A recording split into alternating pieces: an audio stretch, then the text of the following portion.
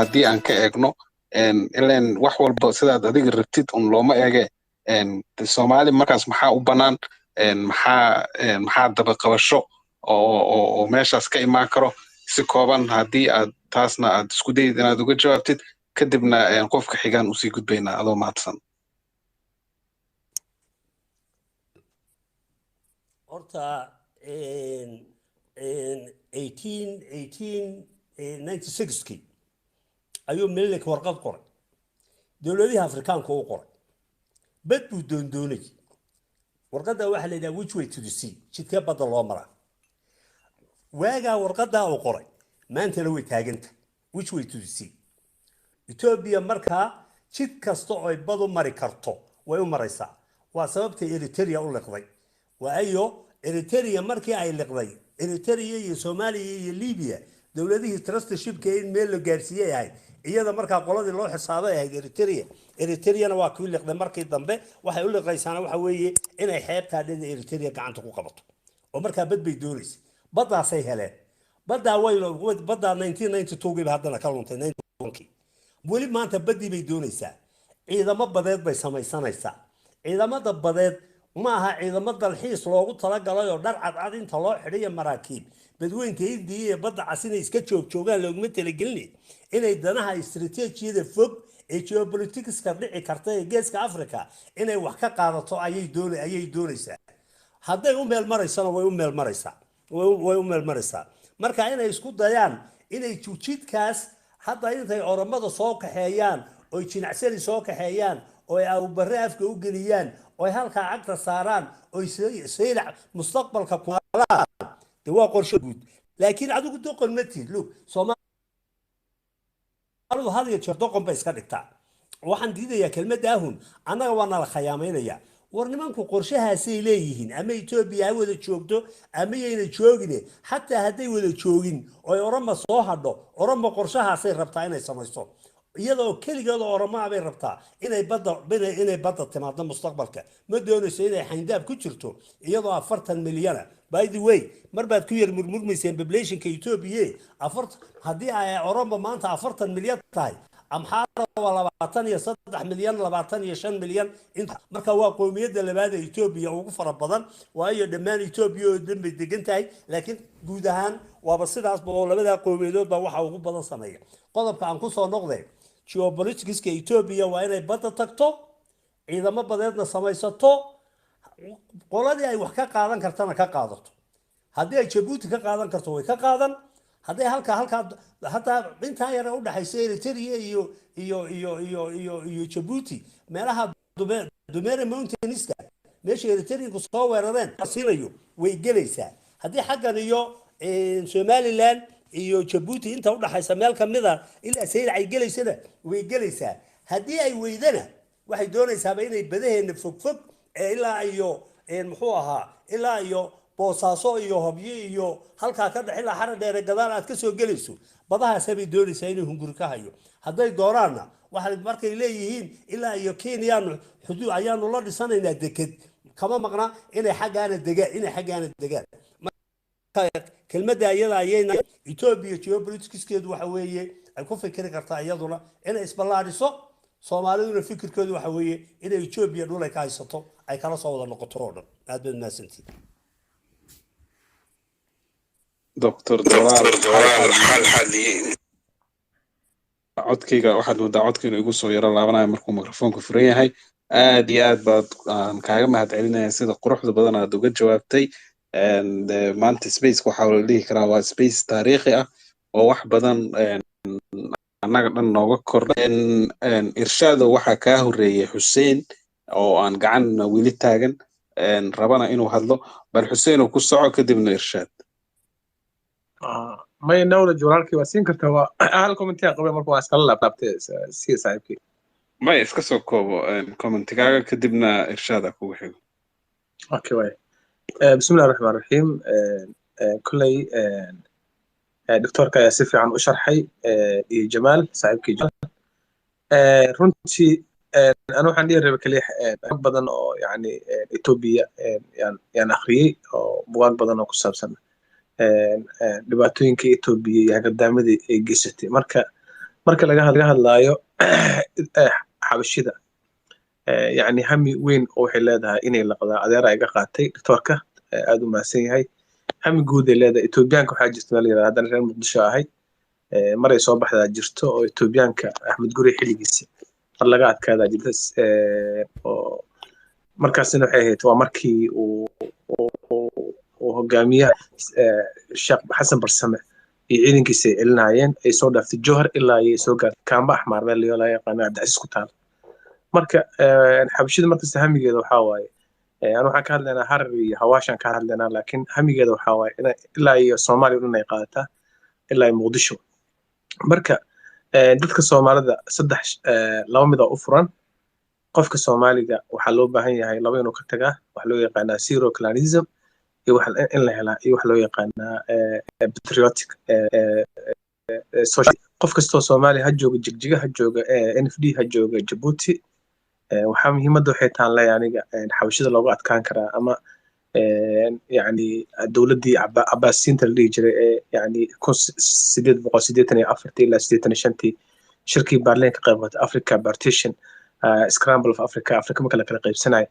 Ethiopia qayb ka ahayd sababtay qaybta ka ahaydna waxaa waaye xabashidu waxay ahayd dad markasta oo u diyaarsan oo yani kaniisadda laga ilaaliyo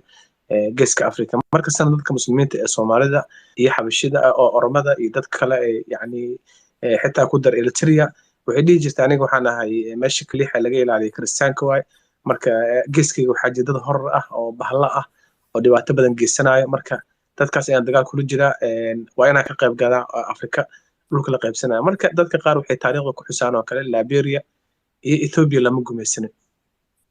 Liberia ma sii galaya laakiin Ethiopia waa la gumaystay laakiin gumaysiga laba u ahaa caddaa midna wuxuu ahaa gumaystihii madooba marka dadka Soomaalida neoliberalism-kan yani casriga ah markasta ogow yani dowladda Ethiopia inay burburtaa yani lagama shaqeynayo sababtu waxay tahay xabashida waa dad markasta la ilaaliyo oo yani si guud loo ilaaliyo dadka Soomaalida waxa laga aaminsan dad terrorism argixisa oo yani qatar ku ah Ethiopianka marka anagu waxaan ku guuleysan karnaa marka dadka Soomaaliyeed yani Germany-ga 45 sano kala maqnaa labada Jarmal wax loo yaqaan yani social trust unity loo baahan yahay marka aniga doctorka waxaan rabaa weydiiyay dad Soomaaliyeed oo kala qaybsan ee Galmudug Hirshabeelle Somaliland Puntland magacyo tiro badan oo xaafado la kala baxay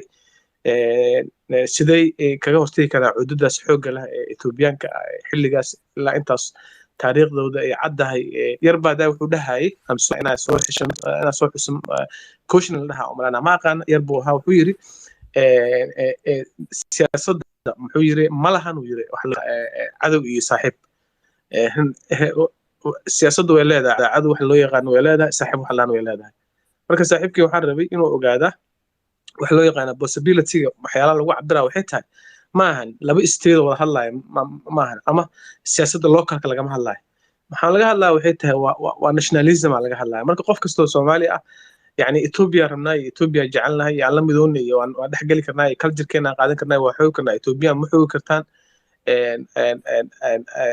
dadka Soomaalida waa inay dhulkooda ay ka laba mid ah u furan dadka Soomaali galbeed ama Ogaadeniya magacan Ogaadeniya ma jecelna aan sheegaa laakiin waxaan jeclaynaa ugu yaraa Soomaali galbeed haddii Soomaali galbeed la leeyahay because magac waa la wada ilaalina laakiin magacan gumeystaha ka taga Ogaadeniya marka aan waxaan jeclahay qof kastoo Soomaaliya inuu magacaas uu yani joojiya la dhahaa Soomaali galbeed waayo Soomaali galbeed waa loo degan yahay waa in laga dhaafaa wax loo yaqaan narrative-ka oo ma wax la tribe-kii gumeystihii madooba waa ka xumaa waan dheereey oo malana soo kooban waa rabee bal knowledge way waa maasantahay insha Allah waa kala sii bixi هذا مدن إن فكرك إن إثيوبيا قفكي دحجلا إنه وكمل مايا سومالي ده قفكي دحجلا سومالي وكمل مايا إن فكرك أنا جوان كل قبا إرشاد سودا ولا والله سنتين دمعت السلامي دكتور سيدو كلا واك سلامي دكتور أنا وحكوا يديني لبس سؤال باتش على كويديو ميدو حكا ويديني عندنا عن قلبات كسيتي ma laga yaabaa doctor galbeedka city maadaama laisku haysaysto oo Soomaali iyo Cafar ay ku kala bixi layihiin ma laga yaabaa in dowladda federaalku ay tiraahdo maadaama meeshan lagu kala bixi waayey dowladda federaalka gacanta ku haynaysa ma laga yaabaa inay dhacdo haddii ay dhacdo ma laga yaabaa dhulkaasi inuu sidii dirdhabe u luntay oo kale u lumo haddii dowladda federaalku tiraahdo anaga gacanta ku hayna mid waa su-aali waa taas su-aasha labaad sidaan ognahay intii uu abiy axmed xukunka joogay laba deegaanka saddexaad baa maanta go-ay oo ka go-ay dhabuub kilal kii saddexaad baa maanta la ansixiyey ma laga yaabaa in dhabuubtu inkastoo ma la maqlayaa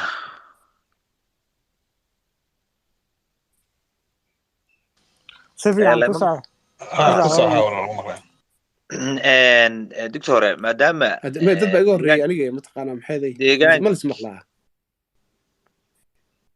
irshaad waan ku maqalnay irshaad ma aha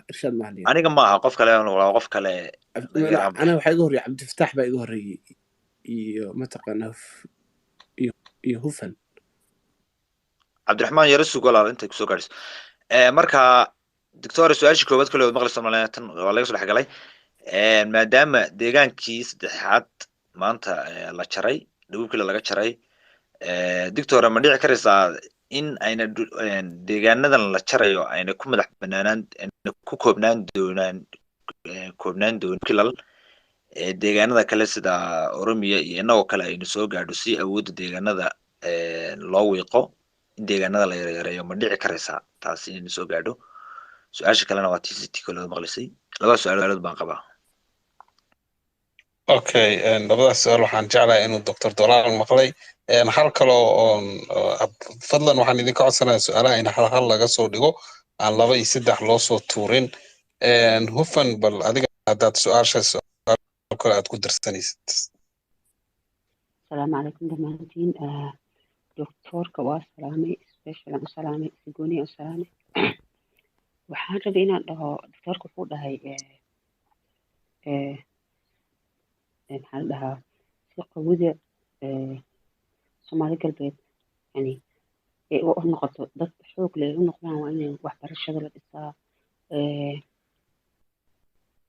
yani dadka in marka hadla doctore dadkan qabiilkii laflafta Soomaali qabiil ma kala laakiin laflafta u kala degan oo hadda galbeedka city waxa loogu hiilin lahayaa just because keligooda degan ma laga shaqayn karaa isdhexgal degmooyinka iyo gobolada dadka si ay isku dhexgalaan si la isku support gareeyo oo maxaa la dhahaa wixii hadhow yani laf kasta meelay degtay keligeeda bahal meel ku cunaya ama keligooda waa la kala gadanaya waa loo kala sheekeynaya ani marka waxaa ila quman in dadka integration lagu sameeyo Soomaalida dhexdooda isdhex dejiyo si loo helo Soomaali quwad leh sidii waagii noqon karto isu hiilin karto waa mahadsantihiin okay adaa mudan Dr. Dolaal su'aalaha way kugu bateen su'aashii ugu horeysay haddii aan dib aan ugu laabano waxay ahayd Soomaalida xorta ah waxay u kala go'an tahay Galmudug Puntland Jubbaland Somaliland Muqdisholand ku dar dadka noocaas oo kala ah haddii Ethiopia ay soo xoogsato oo sidaad adiga sheegtay Navy-ga ciidanka ay samaysatay ay soo howlgeliso dad saas u kala burbursan sidee ay macnaha ay uga gaashaaman karaan soo kale u dhigneed su'aasha ugu horeysay adoo mahadsan bismillahi raxmaan raxiim horta dhalinyarada halkan ku jirto waxaan doonayaa inaan u sheego meesha anuguba waan soo galay horta maanan ahayn gostiga caawa maan ahayn ninka caawa meesha martida ku maan ahayn waayo habeene badan dee ama Twitter space-ka ama Clubhouse-ka su'aalo waa laygu weydiiyaa marka anigu lafteedu dhageystaan ahaaya mar dambe un baa la yidhi comment noo soo gal laakiin hadda wax sheegay inaan anigu su'aalaha ka jawaabo okay midda kaliya aan doonay waxa weeye wiilku tuu yidhi iyadoo sidaa u kala adeer waxaan ku leeyahay waxba iskama celin karaan haddaynu nahay intaasoo garoocood oo kolba kii la doono lala saaxiibayo kii la doono loo yeedhanayo kii la doono wixii doona laga fushinayo etoobiya keliya ma ahee dad badan baa weerar ku ah kenya ku ah imaaraad baa ku ah qatar baa ku ah masar baa ku ah ciddii walba ee dan kale ayaa gobolkaa soo eegaysa nuxurka meesha ku jirta aan kaga baxayaa waxa weeye iyada oo intaa aad sheegayso statiska u kala qaybsan oo aan waxba ku midaysnayn ciddii walba etoobiya iska daa ciddii walba ee soo weerarta way u jilicsanaanayaan golnugeelna way ka helayaan lagaga faa'iidaysto waana laga faa'iidaysan doonaa intay saa u kala qaybsan yihiinna marnaba soomaali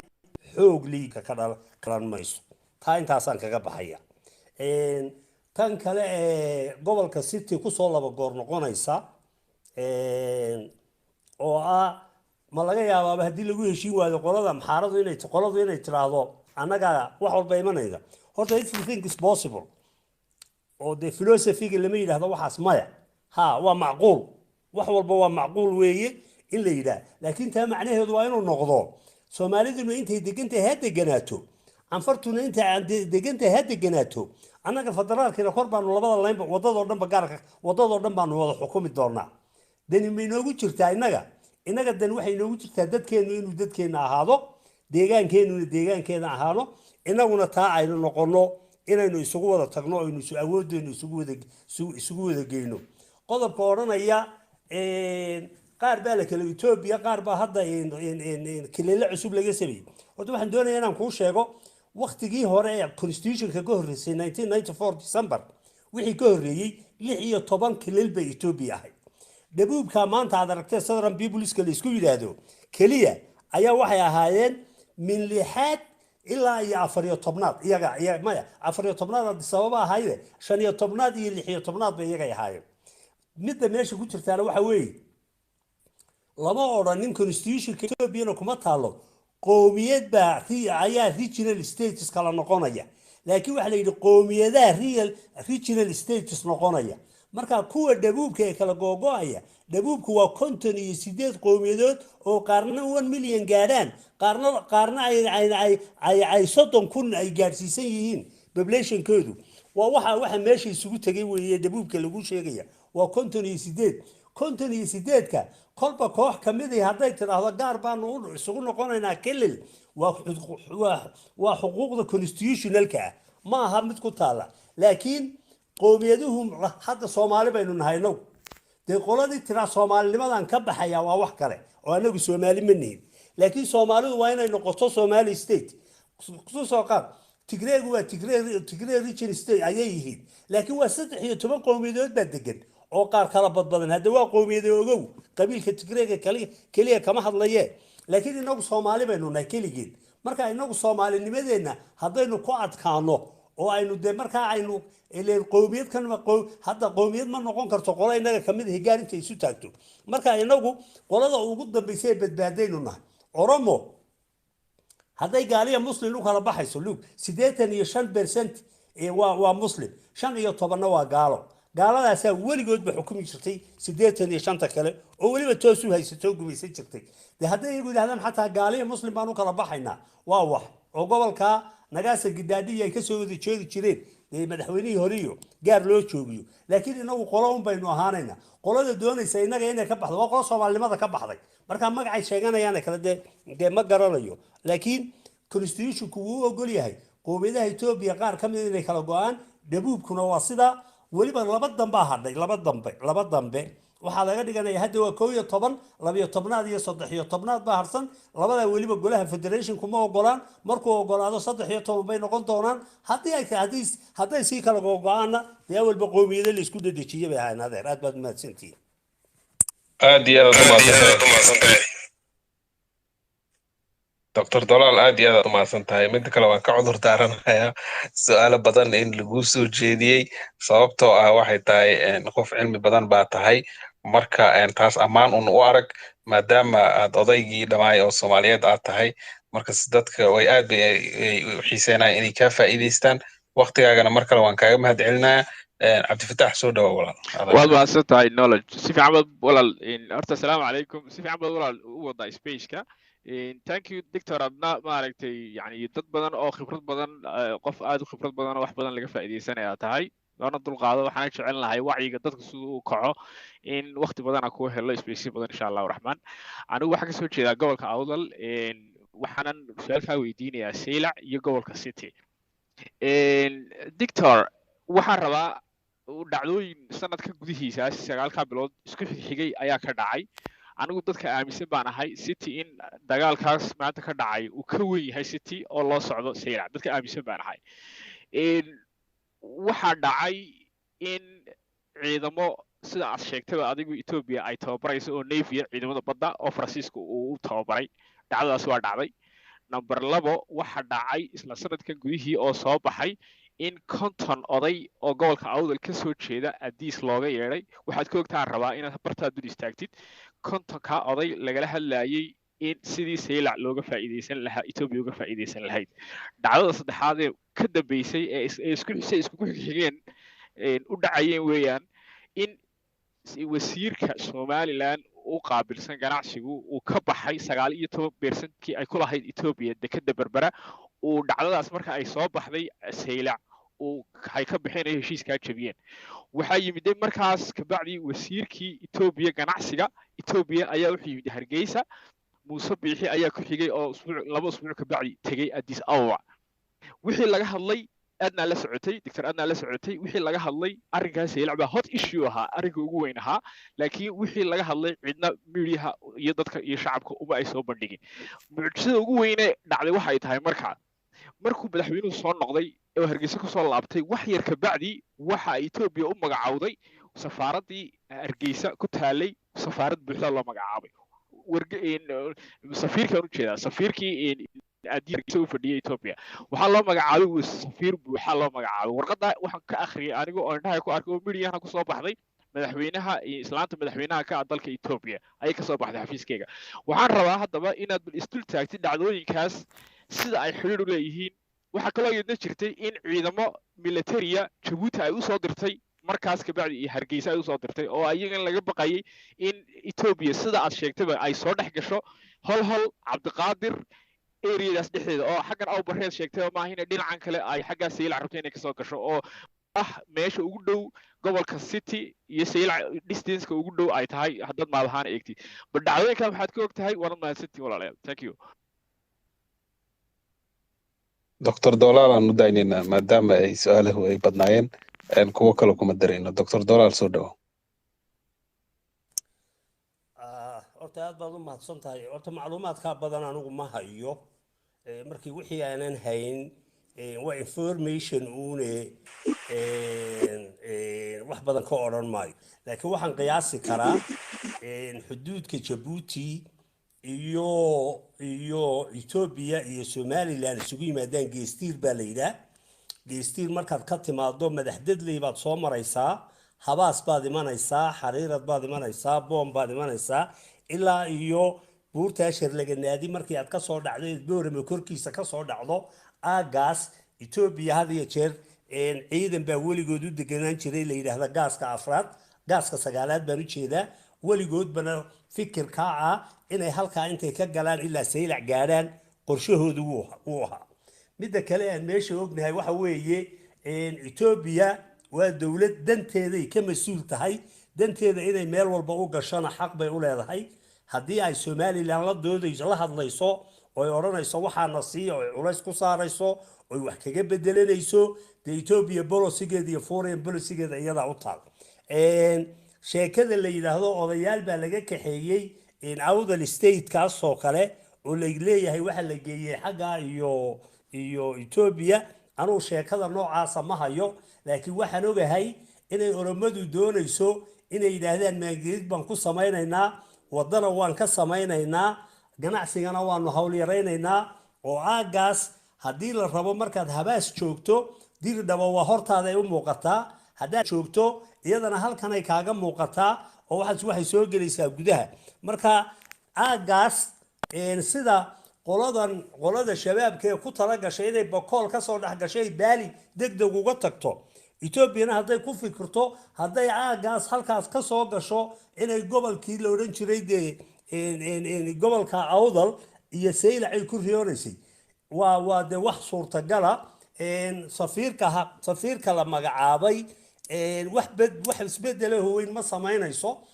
staafka jooga waa staafkii hore uun awalba staaf biixo oo safaaradeed baa joogi jiray laakiin waxa ninka safiir looga dhigay ma aha in somalilan lagu raaligelinayey waxa weeye soomaalida ayaa 3 safiir bay leedahay had iyo jeer 3 mid ka mid ah baa ninka laga dhigay oo marka waa sheerkii soomaalida baa la siiyey titles isagoo qunsuliyad jooga safiir laga dhigay weeyaanun laakiin wax weyn oo aan aaminsanahay inay ka samaynayso haddii aad bay joogto haddii uu muuse biixi joogo haddii uu bulxan tago haddii qolo kale la marti qaado midaynu ognahay waxa weeye uun etoobiya bad bay doonaysaa waddo walbana way u maraysaa innagu haddaynu soo jeedna aynu aragno waa inaynu ka tabaabushaynaa intay goor tahay aad waa mahadsanti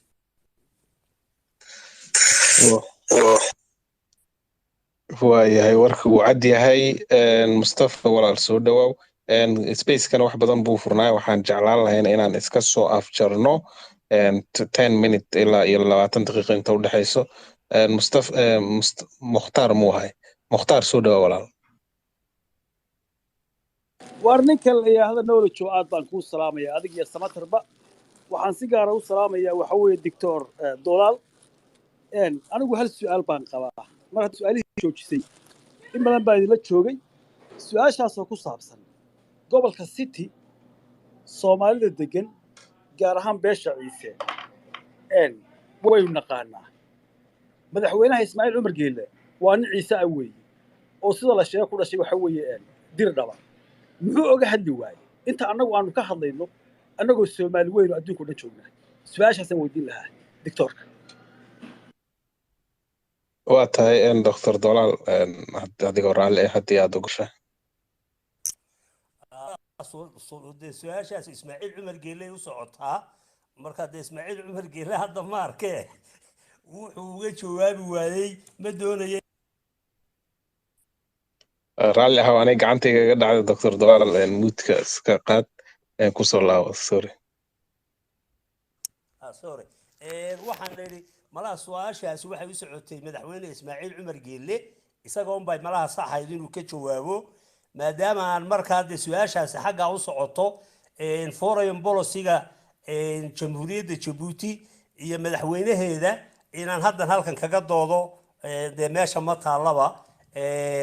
muxuu uga hadli waayna waa Djibouti waa su'aal ku fiicnayd in madaxweyne la weydiiyo Ismaaciil Cumar Geelle laakiin inaga iyo dhammaanteedba gobolka city wayna khuseeya aad iyo aad mahadsantahay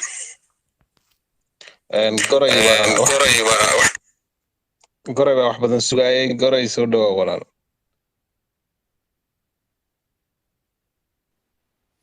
knowledge waad mahadsantahay walaal waa ku salaamaya waa adig iyo samatarba aad iyo aad si fiican baa u daadihinaysaan niyo wax kale uma soo qada anigu dhakhtarka doctor Dolaal baan u mahadcelin lahaa aqoon-yahantii odayaasha Soomaaliya aqoon-yahanintoodu inay yimaadaan dhalinyaradan runtii wuxuu sheegaan waxna fahansiiyaan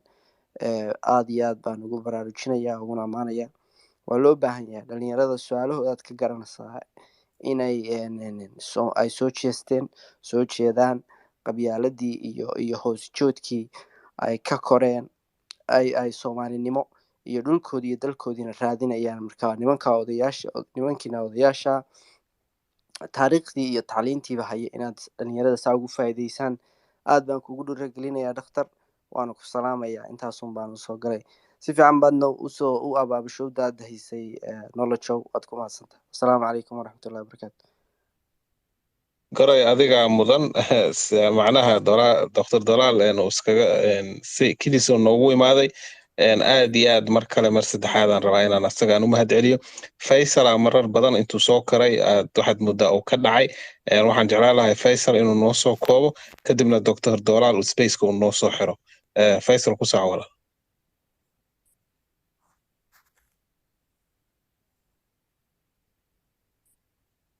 Faisal Sheikh wax badan baad ka dhacday waxaan weydiin lahaa doctorka horta salaamaya marka hore si aadaan u salaamaya